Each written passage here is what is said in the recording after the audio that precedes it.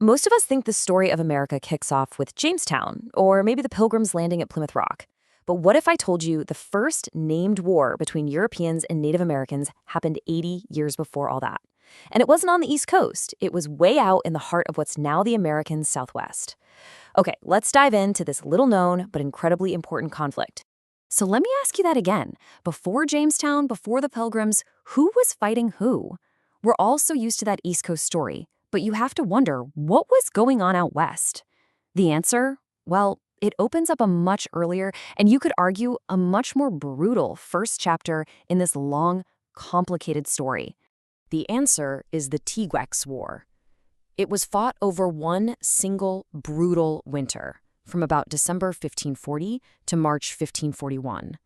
This thing was centered right along the Rio Grande, in modern-day New Mexico, and it was a violent, pivotal clash that really set the stage for everything that came after in the region.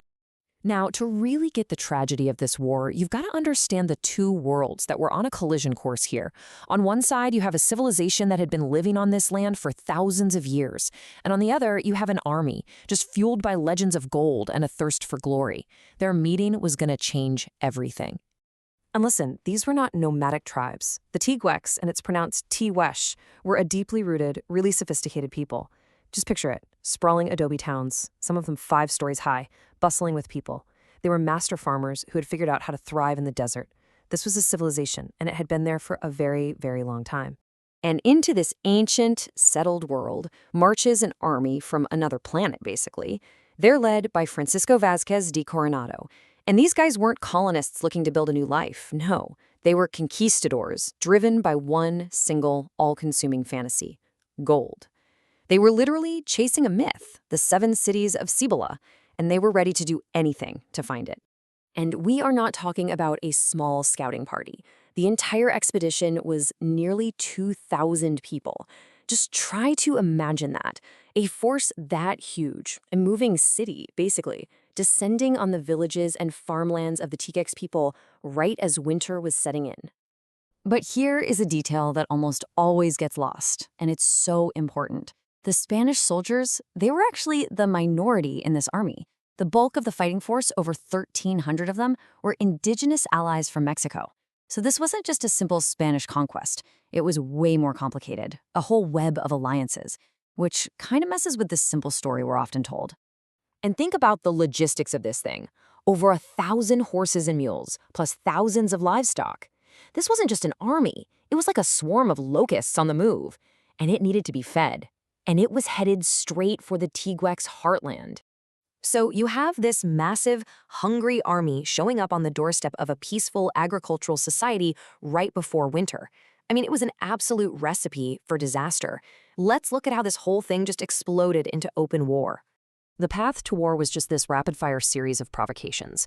First, the Spanish just straight up seized an entire village, Cavalry, for their winter camp, kicking the people who lived there out into the cold. Then came the demands, impossible demands for food and over 300 pieces of cotton clothing and blankets for a winter they weren't ready for. But the final breaking point was the assault of a Tiguex woman by a Spanish officer. When the Tiguex were denied justice, they struck back at the expedition's most prized possessions, their horses. To Coronado, this was an act of rebellion, and he formally declared war. Coronado's response was swift, and it was brutal, with absolutely zero mercy. The Spanish policy was simple. You crush any resistance, immediately and totally. He sent a large force to the Pueblo of Arenal to send a message: defy us, and you will be annihilated. What happened at Arano was a flat-out massacre. After the battle was over, the defenders who had surrendered were rounded up, and in a horrific act of retribution, dozens of them, maybe even more than 100, were executed by being burned alive at the stake. The horror of that day is captured perfectly, not by us, but by one of the Spanish soldiers who was actually there, a guy named Pedro de Castañeda. He wrote that after Arenal, the Tiguex learned that the Spanish word for peace was a lie. Trust was completely shattered. Any hope for a peaceful way out was just gone. After the massacre at Arenal, the Tiguex knew exactly what they were up against. This was a fight for their very survival. They abandoned their homes, their farms, and they retreated to a fortified pueblo, a stronghold on top of a mesa called Mojo. This is where they would make their final stand. And this place, Moho, was a serious defensive position. From this fortress pueblo, the Tiguex warriors got ready to defend their people against the entire might of Coronado's army. This was about to become the climactic battle of the Tiguex War. The siege of Moho was just brutal, a bloody, drawn-out affair. The Tiguex, who were masters of their own terrain, used their fortified pueblo perfectly, raining down storms of arrows and stones on the attackers. And the Spanish, in return, just unleashed everything they had: cavalry charges, crossbows, early muskets, and even fire to try and smoke them out. It was a total clash of two different worlds, two completely different ways of fighting a war. For 80 days. 80. The Tiguex held out against just impossible odds, but in the end, it wasn't a Spanish sword that defeated them. It was thirst. Their water supply was gone. The defenders made one last, desperate attempt to break through the Spanish lines in the middle of the night. It was just a tragic end to a really heroic resistance. So, by March of 1541, the war was over. The Spanish had won, but the conflict left this deep, lasting scar on the land and its people, a scar that would shape the history of this region for centuries to come. And really, the crucial point here is the devastatingly lopsided cost of this war. I mean, look at the aftermath. The expedition, yeah, they had casualties, over 100 wounded, but for the Tiguex people, it was a full-blown catastrophe. Hundreds were killed or executed, survivors were enslaved, and at least 12 of their villages were burned and totally abandoned. But the story doesn't end there. Not even close. The Spanish might have won the war, but they had lost the trust of the Pueblo people forever. The memory of the Tiguex War, the betrayal, the brutality, it just festered for decades.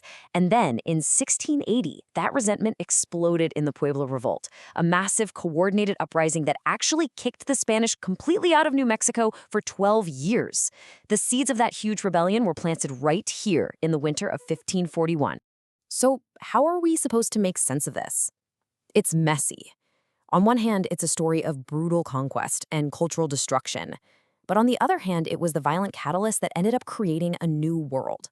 The American Southwest that we know today, with its unique blend of native and European traditions, was basically born from the ashes of the Tiguex War.